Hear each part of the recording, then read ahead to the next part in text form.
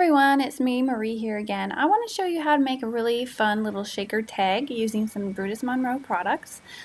Here I'm showing you some of their foundation dies. Now I used the largest tag die, and then I took one of their rectangle dies and then just put it inside, so that made a little frame. So I cut the tag out twice, and then I cut the middle part out of the second tag to create the frame, if that makes sense. So here I'm showing you the two pieces that I ended up with, and this is going to be kind of how we're going to build our shaker tag. Now this is some of the new Brutus Monroe Deco Foil. It's really amazing. It's great. Some really fun, unique prints on there. And I'm also taking some Deco Foil transfer gel. This gel is really fun to play with. There's a lot of different techniques you're going to be able to do with it. I'm taking a palette knife and I am just spreading on a thin layer on my bottom tag, and I just want to cover the whole thing because I know I just want to cover the tag with Deco Foil. But if you wanted to add some texture, if you wanted to use a stencil, that would just be amazing as well. So after I have that covered with some transfer gel, I'm going to set it aside to dry and just clean up my desk area. So I put some of that extra back into the jar. And then I'm going to take my Brutus Monroe Squeaky Clean, and I'm just going to clean up my area. I just use their pump and a little towel to clean it off, and then just wipe off my palette knife as well. And so this is really quick, easy way to keep your tools clean as you're crafting. So I'm sorry that the camera was a little bit blurry there, but I'm using the Stamp Club stamp. I believe this is the August stamp. So it's this little flower, which is a really cute little image, and I'm stamping it out on some watercolor paper using my Misty and some Raven black ink. Now I like this ink because it's waterproof. You can use it with watercolors or alcohol inks. So you could use it with Copics or any other alcohol markers you may have. And it won't run and it won't bleed as long as it's dry. So I did hit it with my heat tool just to make sure it was dry. Now I've sped up this part because it's just a lot of coloring, but as you can see I'm using my zigs and I'm going to be coloring this flower. Now originally I did it on the watercolor paper because I was going to be doing some watercoloring, but I thought since it was such a smaller image I was just going to use the zigs straight onto the paper and just blend them together. They blend together really well, and then they also move when you add water to them to make sort of a watercolor effect. But I'm just going ahead and blending them together on this watercolor paper, and they look really great on watercolor paper. It holds up well to blending and all of the different coloring. But as you can see, I'm doing a lighter yellow first, and then I'm doing some darker orange, and then a red right there by the center. And so after I have the red on, I'm going to go back to that lighter color and just blend it out and just keep doing that. Just adding different layers and different colors on top, just blending it out. I have some other videos where I've used my Zig watercolor markers as well, so I'll link those up at the top if you're interested in looking at those. I love these markers. They're so easy to use, and my son actually uses them as well. He's 3 years old. He loves to color with them. And as long as you teach your kids how to gently use your crafting supplies, I think it's a good thing for them to learn how to properly take care of and use some really great supplies, quality supplies. So now I'm going ahead and I'm coloring the leaves. I'm just using a lighter green, and then I'm going to be adding some shading with a darker green, and I'm going to blend that out just the way I did with the flower. Add my darker in and then come back in with my lighter color and just blend them out.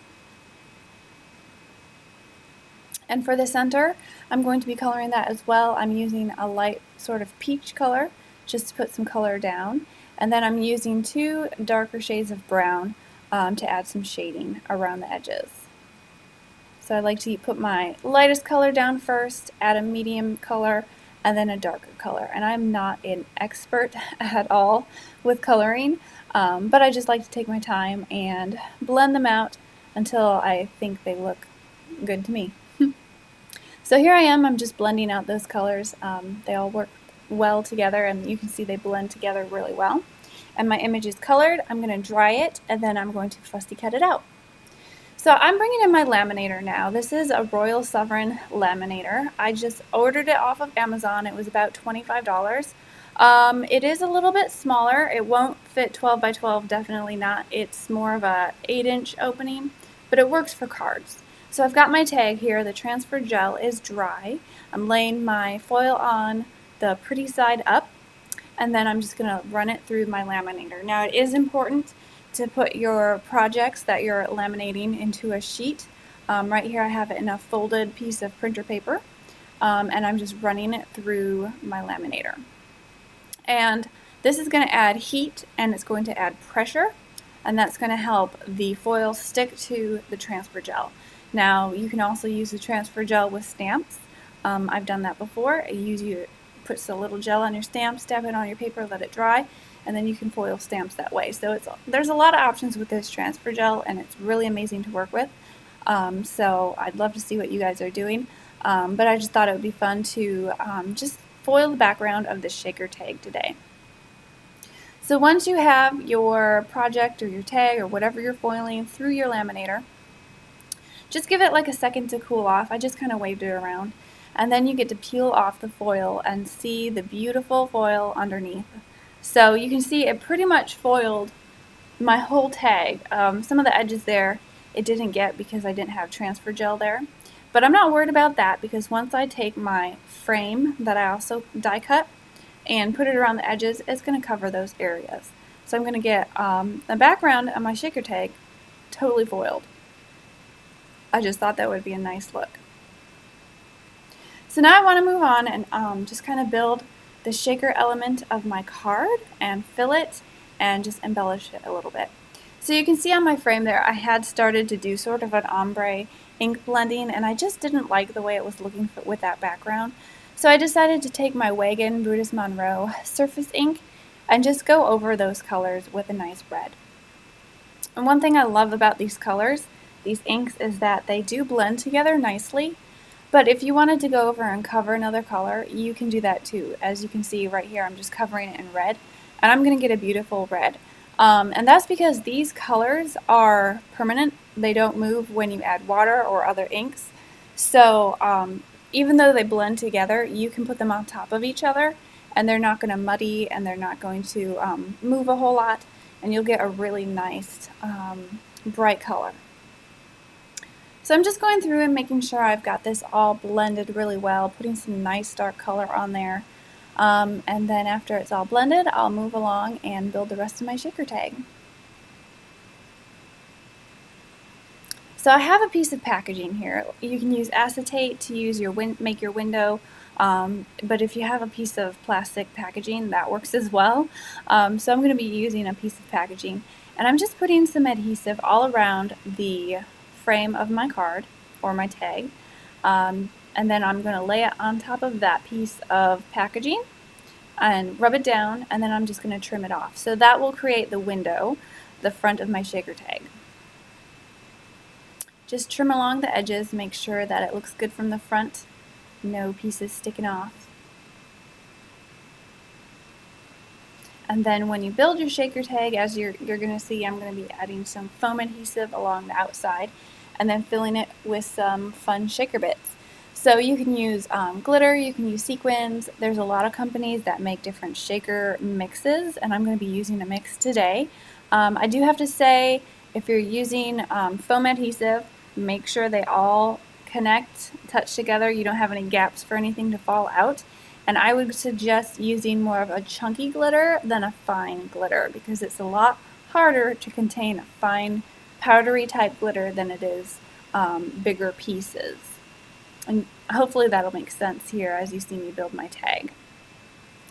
So I'm putting my foam adhesive all around the outside, making sure that they all touch and they're all fitting together really well. And then I'll be adding my shaker bits on the inside.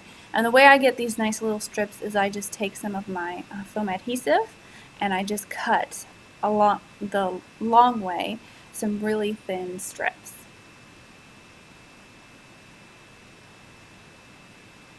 And then just add it to the frame. So you won't be seeing this foam from the front.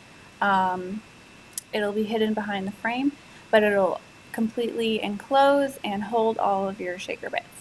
Now for my shaker bits that I'm going to put in the middle, I have a little collection of sequins and mixes, and I'll show you how I store those. They're in a little bead box. I found this in the jewelry aisle at my craft store. I have them all labeled by company. So this shaker mix that I'm going to be using today is by Kindred Stamps. I just thought the colors went perfectly with this Brutus Monroe foil, and so I'm just going to pour a little bit in there, trying to get a lot of those nice sequins and beads and little foil pieces that they have in this mix. And then just to add a little bit more volume in my shaker tag, I'm going to be using some of the Brutus Monroe bottle cap sequins, and I'm just using the clear ones. So it just adds a little bit more volume to your shaker insides without adding a little bit too much. So here's some of those clear ones. I like the bottle cap sequins. They have a really unique shape. They capture the light really well, so they're really shiny, and I think they look great in the shaker tag. So now that I have it full, I put all my shaker bits inside there. I'm just going to peel off the backing paper of these adhesive pieces, and then I can just put the foil piece down on top of it.